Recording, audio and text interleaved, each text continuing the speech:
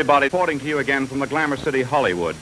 Part of what we're seeing on the solution provider side and on the sort of the innovation there is companies coming in and saying, listen, we're gonna partner. You manufacturer, you're an expert in your operations and in producing your product. We've got a multi-technology expertise in renewables and decarbonization. Let's come in and partner here. And what we're going to help do is identify not just one piece of technology that gets bolted on or swapped in. We're going to identify 6 things that we're going to do across 5 sites, right? And we're going to put a third-party finance wrapper around all of this to help manage the CapEx issues, the ongoing cost issues, and in fact to help manage the risk, right? We're going to use that to de-risk this. So listen, here's a set of tools that will help us all to start moving at scale. I think that's a big part of the future play here.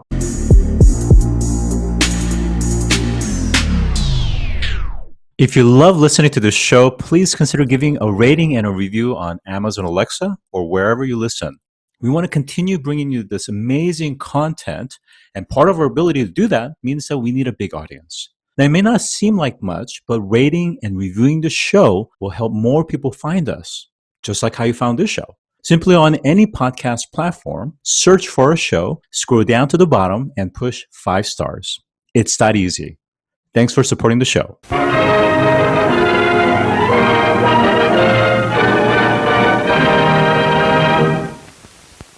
So today I'm joined by Blaine Collison, Executive Director of the Renewable Thermal Collaborative. Welcome to the show today. Thanks, sir. It's a pleasure to be here. All right. So thermal energy that's used in heavy industries, such as for heat and cooling, but also the manufacturing process accounts for some 40% of energy-related carbon emission output. As from your vantage point, what are some of the biggest challenges and opportunities that you see? Well, that's a great question. So we use process heat to make everything in the global economy, right? And we use heat to condition all of our buildings, commercial, resident, right? So the opportunity here is to address a massive wedge of greenhouse gas emissions by substituting renewable thermal technologies for what is currently a fossil gas combustion-based thermal sector, right? And sort of process heat sector. So the opportunity is to make that transition. The challenge, of course, is that we've just described a massive footprint, right, in the economy, right? Because this is all of manufacturing, it's all of our buildings. So it's a big job, and transitioning to a new set of technologies, a new suite of technologies is going to take a minute, and it's a little bit of a lift. Yeah, take a minute, I think, is an understatement, certainly, but makes sense. So let's first introduce what is Renewable Thermal Collaborative? What do you guys do, and how are you guys trying to address this bigger issue? Sure. Yeah, the RTC is a co-convened initiative of 3 organizations: the Center for Climate and Energy Solutions, which is an NGO in DC, David Gardiner and Associates, a 12-person consulting firm, which is where I'm employed, and then the World Wildlife Fund, right? So it's 2 NGOs and a small consultancy. We exist because in 2017, a small group of companies came to the 3 organizers and said, listen, we've been all sort of working together on the voluntary renewable electricity space here in the US, and that's been amazing. We've collaborated, we've innovated. We now have virtual PPAs. We have third-party capital coming to these markets, right? We're really starting to scale the electricity decarbonization solutions. But we all, as companies, we're manufacturers. We all have public climate targets, and electricity is just part of our portfolio. We have to figure out the gas side. We have to decarbonize the process heat side, and we don't know what to do about it. We don't understand the technology set. We don't sort of love the economics. There's no policy in this space yet, right? We sort of collectively haven't paid attention to the industrial decarbonization opportunity. This electricity experience has been amazing. Can we start to use some of these similar approaches and this collaboration to address this next piece? And so here we are, right? And so We are centered around large, mostly global industrial manufacturers, right? Those are our members. These are large thermal energy users. They are supported by the innovative technology providers, third-party financiers, right? The solutions providers. And so we're convening a collaborative ecosystem of the use side of thermal energy, the solution side, and we're working the combined problems of technology, markets, and policy, right? Because these are the three big lanes where you can unlock potential and capacity and enabling conditions and really start to scale the solution set. I love what I'm hearing because some of the more successful self-regulated initiatives are really oriented towards utilizing consortiums, alliance frameworks. And this is exactly what this is. And it's entities, multinationals and nationals that care and have also bottom line interests as well to decarbonize. Yes. And certainly different jurisdictions, such as EU, for example, there are certain carrots and sticks in place. So there are requirements to abide and comply. So, I think being proactive is certainly the right thing. And one of the things that I think we're blessed in the US is we're not, burdened with incredibly heavy regulation. We choose to self-regulate. And in some ways, that actually motivates these members as well as solution providers to come up with the right solutions. Talk to us about some of the challenges. So let's kind of carve it out into the cost, CapEx and OpEx side. Sure. Yep. The readiness and commercialization scale of some of these technologies, as well as just even the mindset and change management of some of these manufacturers and industries and how ready they are to transition. Oh, I love these questions. And of course, we could spend hours talking about these. Technology, the technology. Let's actually define the technology set, right? So what we're focused on here at the RTC is electrification with renewables, right? So beneficial electrification, heat pumps, right? Industrial heat pumps, electric boilers, renewable natural gas, clean hydrogen, solar thermal, and thermal storage, which you might think of as an electrification technology also, right? So that's the technology suite where we're focusing our efforts. These technologies are all in various states of commercial readiness, right? And there's certainly been a lot of discussion about hydrogen, right? And lots of public investment here in the U.S., in the EU, right? In a hydrogen future, scaling hydrogen, right? The hubs, building from there. So the issue here it's not that we're waiting for cold fusion, right? And we can't make progress until we have a transformative piece of technology. Several of the technologies I mentioned are in fact commercially available, viable, deployable, and in fact we're seeing companies deploy them. But this takes us to some of the challenges, right? So decarbonizing manufacturing is a little different than decarbonizing, say, the electric grid, right? Where, and sort of again looking back to the voluntary renewable electricity market, you see companies doing 200 megawatt wind deals in a single transaction, right? And they're having a wind farm built 5 states away, and they're taking the new renewables. That's not happening inside the fence line, right? That's not happening inside the plant walls. Decarbonizing production often really involves getting inside the plant and starting to change equipment, right? You're sort of working line by line, plant by plant. So the scale of engagement is different.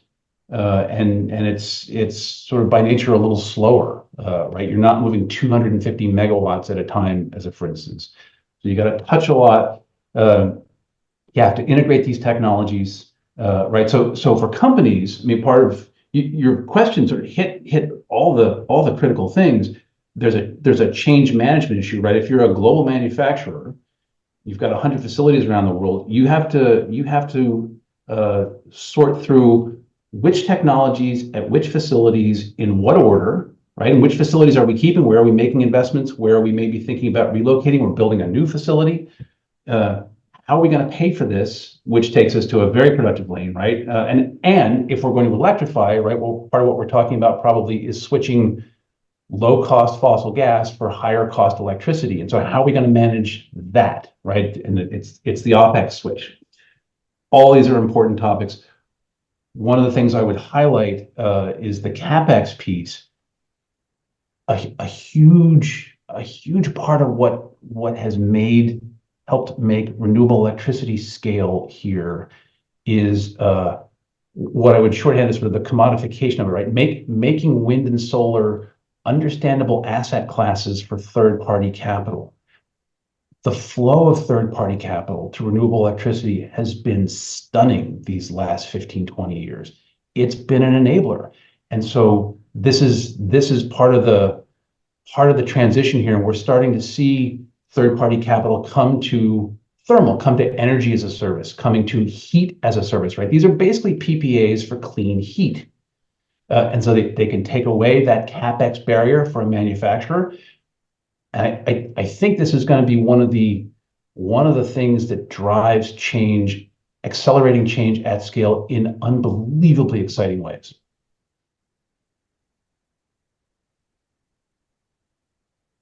I think that's right on, and it's interesting because we think about the technology innovation, but I don't think we talk enough about the financial innovation, the project finance, the different structure ladder tiers of financial products that's been created, and these new asset classes that you're talking about, I think is critical for de-risking and to your point, commoditization.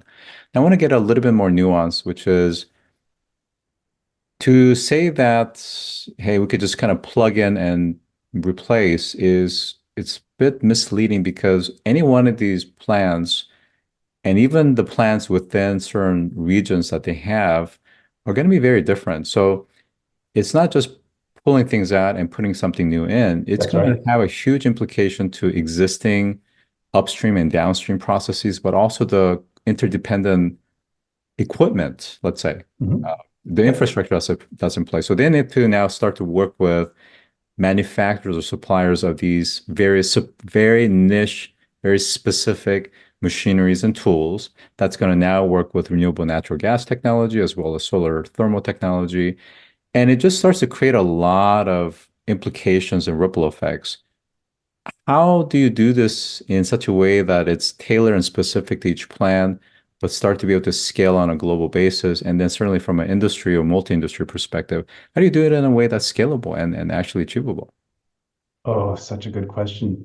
I think you've just phrased the question that's on a lot of the plant managers' minds, right? And on the minds of the senior people at corporate that are looking out across the manufacturing portfolio and saying, okay, no, really, how do we do this?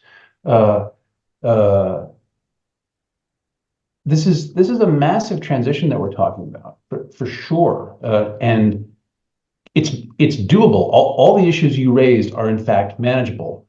They do take some time, and the other word, of course, for time is expense, right? So this is, I think this is one of the things that helps characterize this transition. You have to go into a plant and you have to look at what's there, and you have to design solutions based on what's there, and you have to manage the interdependencies. If you at a slightly larger level, if you could wave your wand and just electrify a plant that's currently gas-based, there are obviously some implications here, right? You've got to make sure you've got enough electricity, enough clean electricity coming. You've just increased your load, right? Is there an infrastructure improvement that needs to be made at the fence line? Maybe. Do you need to call your renewable electricity supplier? You bet, right? Do you need to think about those cost implications? Absolutely. So there's a lot of change management here. Part of so what do we do about it? Part of what we're seeing on the solution provider side and on the sort of the innovation there is companies coming in and saying, listen, we're gonna partner. You manufacturer, you're an expert in your operations and in producing your product. We've got a multi-technology expertise in renewables and decarbonization. Let's come in and partner here. And what we're going to help do is identify not just one piece of technology that gets bolted on or swapped in. We're going to identify 6 things that we're going to do across 5 sites, right? And we're going to put a third-party finance wrapper around all of this to help manage the CapEx issues, the ongoing cost issues, and in fact to help manage the risk, right? We're gonna use that to de-risk this. So listen, here's a set of tools that will help us all to start moving at scale. I think that's a big part of the future play here, right? You look at companies like Armstrong International and Trio, right? These are steam advisors and renewable energy advisors. Engie, right? These companies generate capital, can help do the integration. Skyvent Technologies, we'll probably wind up talking about a case study of theirs. There is this capacity to do the multi-technology integration, and by the way, to wrap in efficiency technology, package it all in a third-party finance wrapper and a risk management structure, and that's how we get to scale. Or it's at least a big part of how we get to scale. It makes sense. Again, I'm just trying to think about it from a pragmatic perspective. So the decision makers, whether it's at the plant level or at the C-suite level, one of the biggest issues that they're going to have as manufacturers is their set of KPIs or OKRs are going to be based on volume or velocity of widgets coming out of the process. You take pharmaceutical or healthcare as an example. They're already encumbered with real constraint around supply chain and capacity building. And, doctors and physicians are always talking about why they're so short on basic things that's necessary for even surgery, for example. So the thing is, it's one thing if they're planning out a new plant and they can do it from scratch, they can do it the right way, let's say. And even that's kind of a big question in the sense technology is a point in time and it's going to evolve. But then for existing plants, for them to go and start to retrofit, implications are pretty huge. Downtime. Yes. Loss in terms of potential inventory and sales, huge. And then not to mention this implication of insurance, because insurance might say, well, what if something goes wrong? And what if, it starts to affect not just your equipment and your cash flow, but also even the building itself and puts in jeopardy. So how do they start to de-risk some of these issues and risk? Yeah, it's an important set of questions. You're absolutely right about where the incentives can sit, and so aligning incentives internally and externally can be a very powerful enabling condition, right? If it's not going to work if a plant manager is put in the position of saying, wait a minute, what do you mean you're shutting me down for a couple, right? This is how I'm evaluating. So I think increasingly what we're seeing is that partnership from the corporate level right on down through operations. I was fortunate enough to attend a 100-person internal sustainability summit for one of our large heavy manufacturing members, and they had that mix in the room. There were plant people in steel-toed boots in the room, right alongside the folks from the very senior ranks of corporate, and right on through. And they brought different perspectives to these problems, and they brought different incentives to these problems. And their task was to get in a room for a couple of days and work the problems together, because the company has said, we're going. We have to do this. We've set a goal for all the right reasons. So we're a smart, capable company. Let's figure out how to do it. We manage the complexity. Their business is inherently complicated, right? They're making big, heavy stuff. This is another challenge, but they were digging in and figuring out how to do it.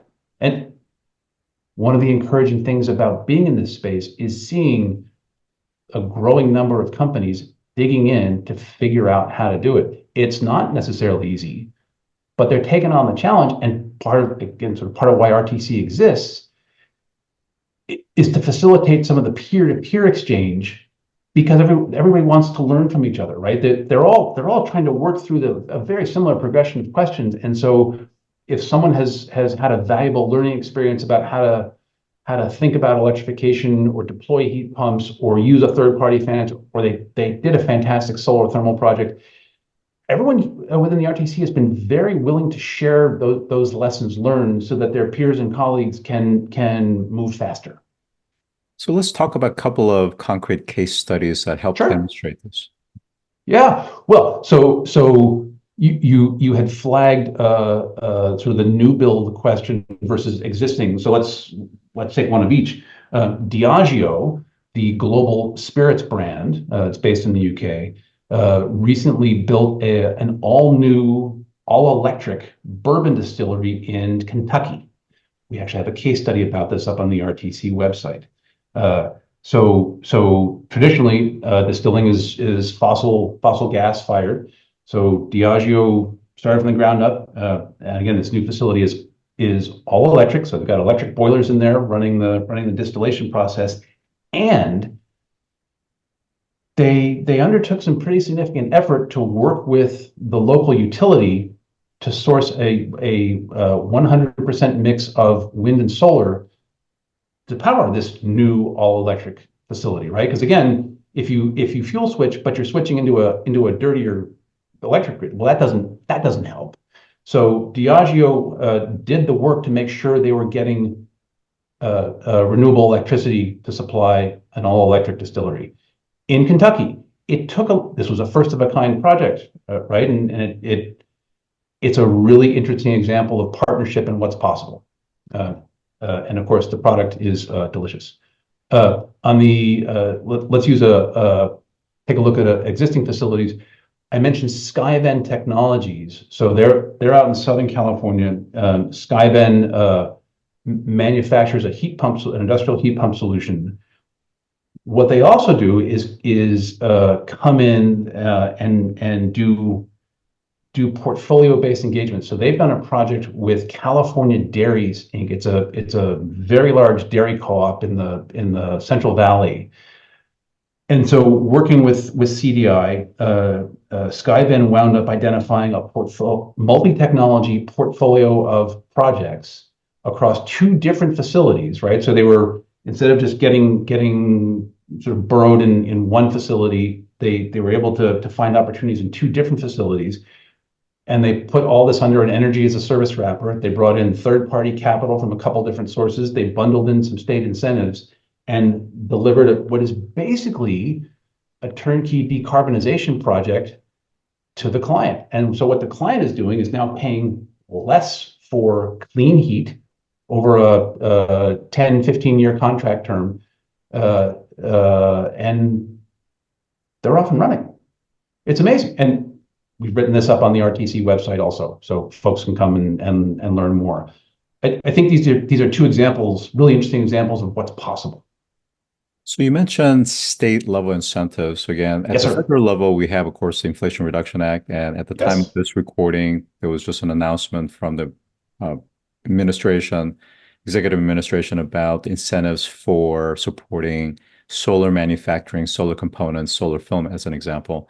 What are some of the federal and state level incentives and financial and otherwise that is really fostering and supporting the right climate environment, I should say, for these types of initiatives?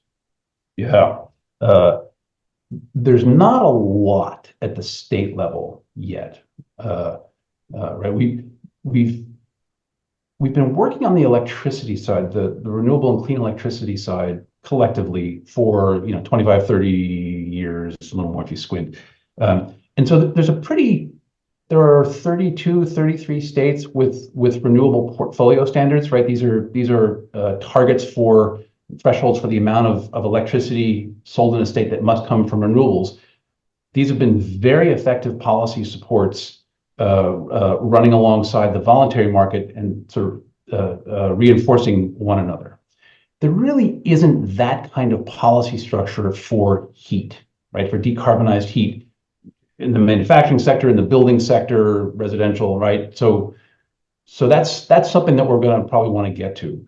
Looking at the federal side, the Inflation Reduction Act actually has some really interesting incentives in it. And let's pick on another recent example. The Office of Clean Energy Demonstrations just announced a portfolio of awards to looking at industrial decarbonization, right? This was it's a $6 billion awards program. The requirement was for at least a 50-50 cost match from the winners, right? So this is actually $6 billion leveraging into at least 12, and I believe that they exceeded that target for the cost match. There are 5 or 6 RTC members that are among the awardees. There are 3 or 4 RTC solutions providers that are included in the awards. So Diageo, in fact, is an awardee there. Skyvent Technologies, Kraft Heinz, Antora Energy, Rondo Energy, Electrified Thermal Solutions, and I'm quite sure I'm forgetting one, and that will come back and maybe bite me. But it's a really interesting portfolio, right? Because if you start to look through the awards, you'll see that DOE is partnering and investing in the full range of industrial sectors, right? From food and beverage up through chemicals, right? Eastman Chemicals in there, up into the cement and sort of heavier sectors. And the full range of renewable thermal solutions is captured in these awards also. Industrial heat pumps, thermal storage, solar thermal, clean hydrogen. It's a really interesting portfolio. And the goal here in these awards is to partner, to cost share, to get over those first cost hurdles and those first learning hurdles, so that these are to cover projects 1 through 5, 1 through 10, so that projects 6 through 50, 11 through 100 can just go, right? These awards are designed to buy down that learning experience so that we can all scale. That's a fantastic piece of policy. There are also some interesting incentives in 48C, and you'll see. I think we'll all see more work coming out of that. There's an open opportunity currently as we're talking today. So there's some good stuff here on the federal side. All right, so we only have about a minute left. My final question that's kind of wrapped up 2 in 1 is really, as far as RTC goes, what are your kind of forward-looking sets of agenda around lobbying and policy advocacy, some of which you're starting to kind of get into? I'm not sure exactly how much of that's been articulated. And then the second part related to that is supporting some of the solution providers through an ecosystem of private equity as well as venture capital. Oh, sure. These are great questions.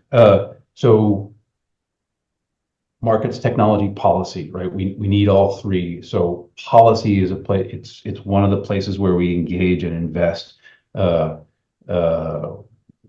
We think that there's, again, Inflation Reduction Act had some amazing stuff. There's a little more that could be done there. Utility policy, and this takes us sort of back to the states. There are some gaps there. There are some opportunities there that will further create some of the enabling conditions as we talk sort of down toward the plant level, right, and across these markets. So those are maybe a couple of the priorities on the policy front. Incentives for electrification, right? We have a whole policy priorities document that lays some of this out on our site. And then in terms of your other question, the thing, probably the place where we're focused is on using our convening power so that the demand side of the market can find the solutions side of the market and vice versa, right? Because the way we actually get to decarbonization is by deploying lots and lots of technology and project, right? I mean, hundreds of thousands of individual projects. So bringing these folks together, bringing the innovators together with the blue chip stable off-taker market is a very powerful thing. So that's where we're focused on supporting the solutions provided. And it's certainly been interesting to see venture capital making commitments to a number of these solutions providers, and it's pretty exciting to watch. All right, so I think that's a wrap for us today. I've been joined by Blaine Collison, Renewable Thermal Collaborative. Thanks for joining today. Oh, thank you, Scott. It's been a pleasure. If you've enjoyed this episode, take a moment to rate our show on any podcast platform that you listen to. Scroll down to the bottom and push 5 stars. It's that easy. And as always, thanks for listening.